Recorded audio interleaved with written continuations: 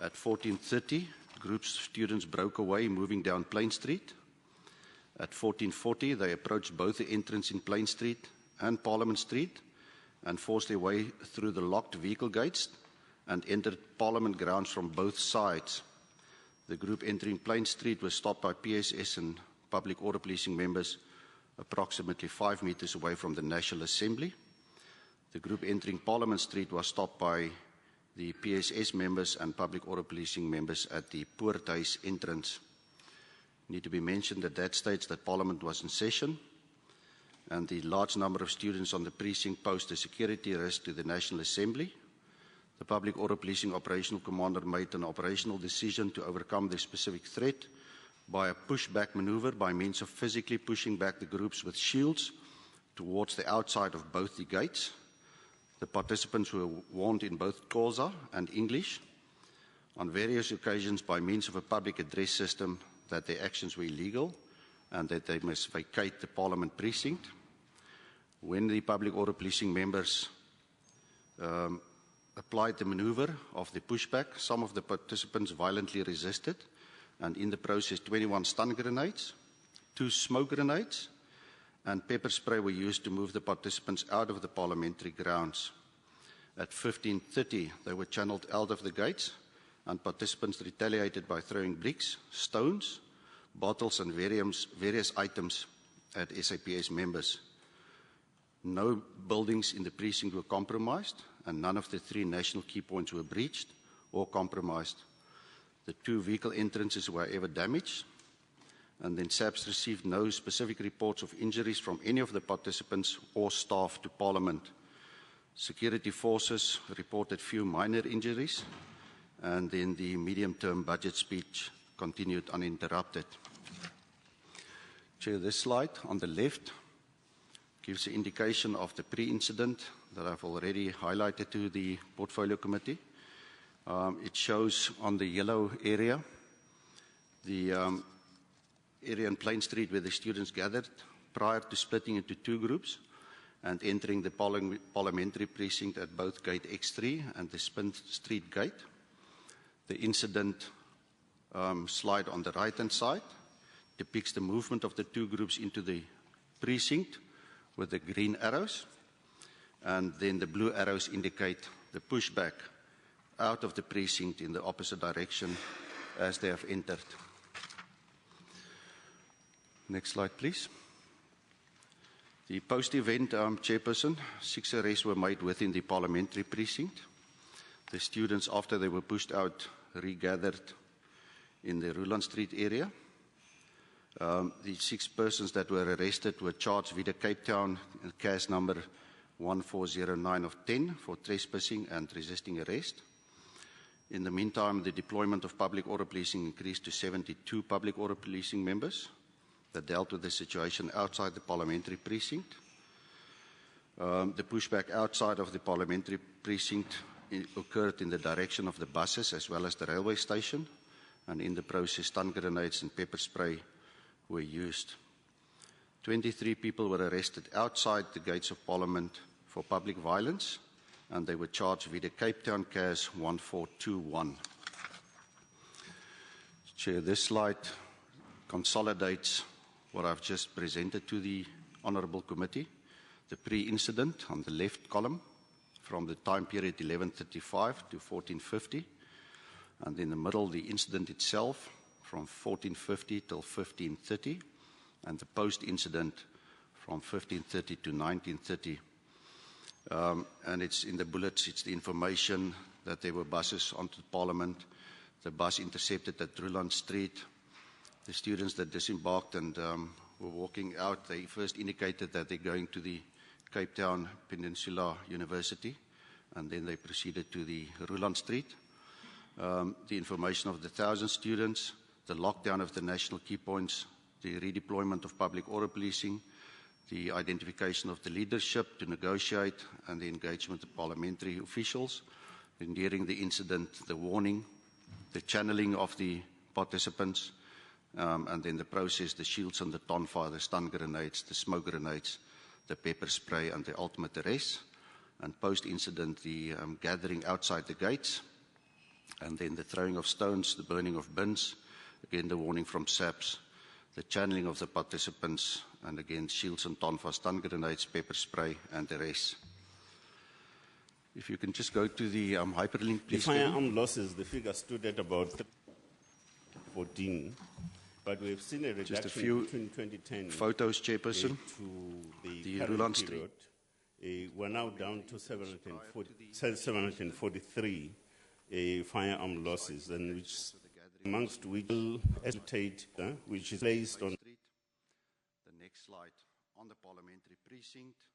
To orientate you on the left-hand side with the yellow arrow, it's the National Assembly, the steps. On the right-hand side, commanders on SAPS sheet. Parent department Is taking. I think you know cannot do that. on the parliamentary precinct and down Different convention on Mishwe. between the police. Honorable Mbele to your left. Oh, okay. Honorable Mbele. Level. And then the last slide. One of them is the biannual and annual inspections, stock taking and certification of firearms, the setting of maximum stock levels, amongst others, the tracking of firearms, amongst other things. Those are some of the measures institutionally that we have had to institute to deal with the question of such losses. Thank you very much, Chair. Thank you. The next. Point of order, Chairperson. Honorable Mbele to your left. Oh, okay. Chairperson, I must respectfully submit that the Minister has not answered my question. He repeated his opening statement about preventive measures. Okay. My question is, what are the sanctions applied to members who are found to have lost their firearms? So post the facts, not pre the facts. Noted. Honorable Member. Can I now go to Honorable Mishwe, ACDP? Sorry, with respect, House Chair, if I may. The ministers are accountable to Parliament, and while we certainly can't determine their answers, I think that the minister clearly misunderstood the question that was put to him, and perhaps he could be given the opportunity to answer and redeem himself and answer the question. Honorable Steenhuisen, I think you know by the conventions of this House that if a member feels that the minister has not answered what she was expecting, I can force the minister to answer that, because I don't know the content of that, and we know it's a convention of this House that I cannot do that. Madam House Chair, with respect, I think that would apply if the minister had answered the particular question. Obviously, you can't force him to answer a question in a particular way. But in this instance, I think it's different in that the minister's clearly misunderstood the question. There's two different time frames that we talk about: before the facts are found out and after the crime is detected. Honourable Mbele's question was directed post-detection. The Honourable Minister is standing on his feet. I don't know what that implies. Do you want to respond, Honourable Minister? No, Madam Chairperson, I thought I would really want to assist in relation to this particular question, if you so permit. I allow you. Okay, no, thank you very much. The nature of disciplinary processes are such that you can't determine the outcome of such a process beforehand. Now, so if you ask me as to what kind of sanctions do we have in store for people that lose firearms and so on, each particular individual case is different from another in terms of because you would have to determine issues such as negligence and the extent thereof, amongst other things, to arrive at a sanction. So the nature of disciplinary processes are such that you can't prescribe that should I find that Honourable Mbele has lost a firearm, this is the kind of a sentence that I would so impose. So that's the clarification on this question. Thank you very much. Under what circumstances is it not necessary to take disciplinary steps against those who lost firearms? Because if they lose firearms, it means they were careless. Firearms that are lost are different from those that are stolen. Now we are talking about those that were lost. Under what circumstances is it not necessary to take disciplinary measures against those who lost them? I wasn't necessarily implying that taking steps is optional. I was not implying that by any means. I wasn't, but also the definition of loss. Loss is by, it's has got a broad definition. I mean, you can lose your firearm because it has been stolen. You can lose it because something else has been done and so forth. So the definition is... And where ultimately the vehicle gate was forced open.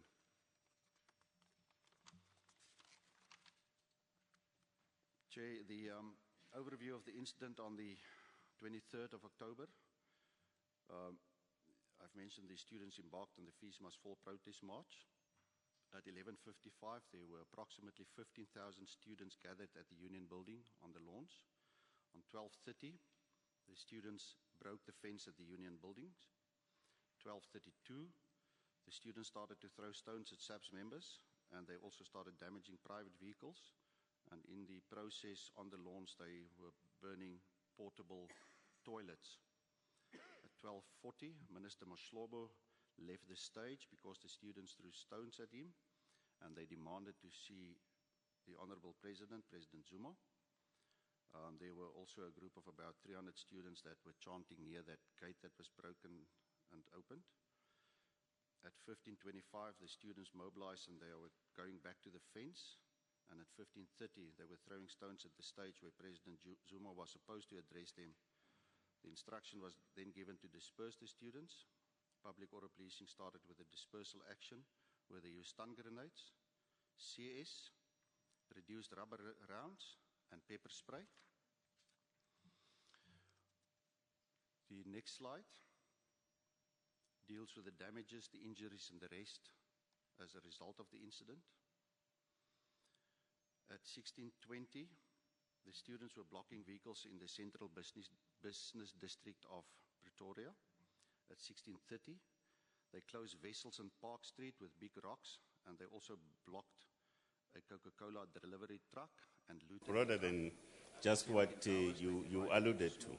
So I was not implying that at all. At 19:45, I wasn't, but also the definition of loss. Loss is by, has got a broad definition. I mean, you can lose your firearm because it has been stolen. You can lose it because something else has been done and so forth. So the definition is broader than just what you alluded to. So I was not implying that at all, that it's optional to take disciplinary steps and so. So if you understood me that way, I apologize. I would like to furnish the Honorable, to request the Honorable Minister to furnish us with measures taken to ensure that the fire... This will also... so particular... was damaged, estimated at 40,000. Continuing to make follow-ups on this particular issue and also interacting largely with the specific points that are pointed out by the report that the Deputy Minister of Police compiled. Chikating restaurant windows were damaged, and the damage estimated 7,000 rand with the case open. 2 private vehicles were damaged, estimated at 10,000 rand, with 2 cases opened at Sunnyside as well as Pretoria Central. In the process, SABC members used 17 stun grenades, 22 40. In every change management program, it becomes able of the have outlined, but go to the location. Meeting we can improving. With regard to go to Mangzi. When you release the crime stats, were reported that we are aware of in terms of medical services that rendered medical assistance to them. Most of them were Eskom's balance sheet decreases and SP strength on it. For that ongoing day, 11 is really the tap and community members. There were 13 SAPS members that were injured in the process in terms of rocks that were hurled at the members, injuries to faces, to their faces, legs, a lot of them on their hands, and all of them were treated. I think they were the honourable member should of the same of the that in this regard there is that everybody is familiar with, that have seen that as it was portrayed in the media. That is the incident at this specific There's been improvement in the paying of supply. Is that also the rural areas? follow. Fire now is some cash injection to invest in the. Also indicating at that specific gate. You can continue, please. Chairperson, these are Madam Chairperson, the Charles Ngagula went there, and police and soldiers were deployed, but it has not improved. The families in that area are living in fear. It's happening every day. In KZN, it's like it is like a joke, because you'll hear even from the radio stations being announced to say motor cars are taken from Tuba Tuba. When you pass that area, you must be careful. But I would have thought that Minister Uzoti, more than in the Tumela Honorable Member, I think your question is very clear. Okay, Thank you. Honorable Minister. On the 23rd of no, asibonga kakhulu mphathi sihlalo given you can open the ngalombuzo kaMnumzane uMabiko. Ebezama ukucacisa nje kuphela ukuthi siyasizwa lesi simo njoba esichaza, kungasho lokho ukuthi asisithathi njengesimo esibalekile empilweni zabantu bakithi mayelana nokuthi udama lokwebewa kwezimoto nobugebengu obenzakalayo okweqa imingcele ngendlela kokweqa ngayo izinto ngokungekho emthethweni, akusho ukuthi lokho asikuboni, siyabona bakithi.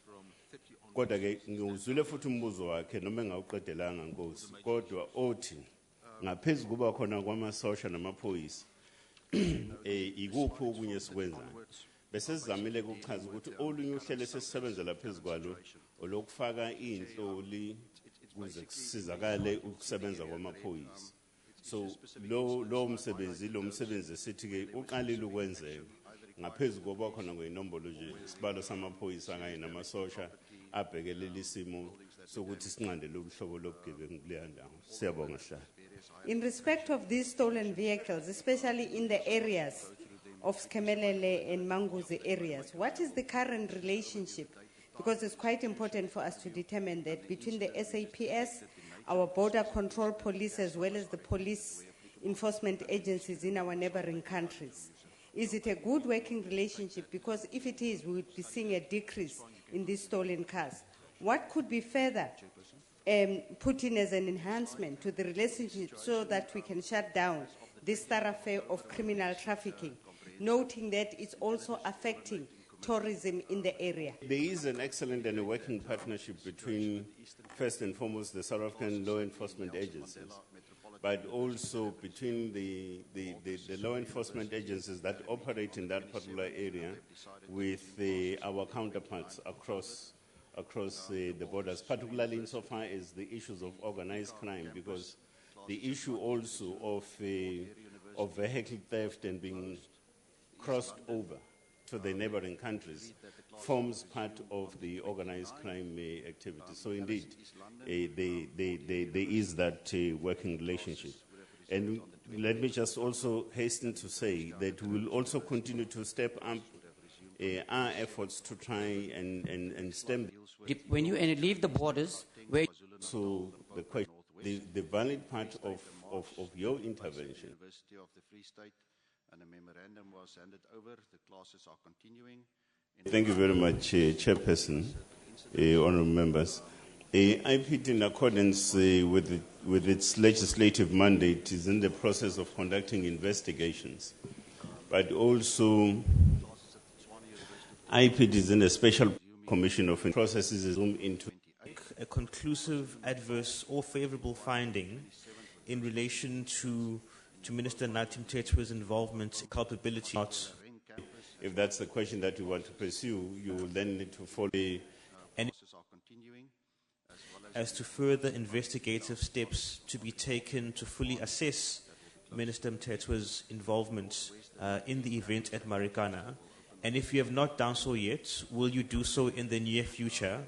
And if not, why not? Honorable Minister. Madam Chairperson, that's a different question altogether. And I would suggest that if that's the question that you want to pursue, you will then need to follow the the normal processes and so on in pursuing that particular question. The question that was posed by Honorable Mpele is what progress has been made in implementing the recommendations made by the Falam Commission of Inquiry, recommendations made by the Falam Commission of Inquiry with regard to members of the South African Police Service who were deployed in Marikana on the 16th of August 2020. That's the question. Thank you very much, Chair. The report made a number of recommendations regarding the policing of protests. Given the increased frequency of protests across the country, most notably the Fees Must Fall protest here at Parliament, at the ANC's Luthuli House and the Union buildings, it is imperative...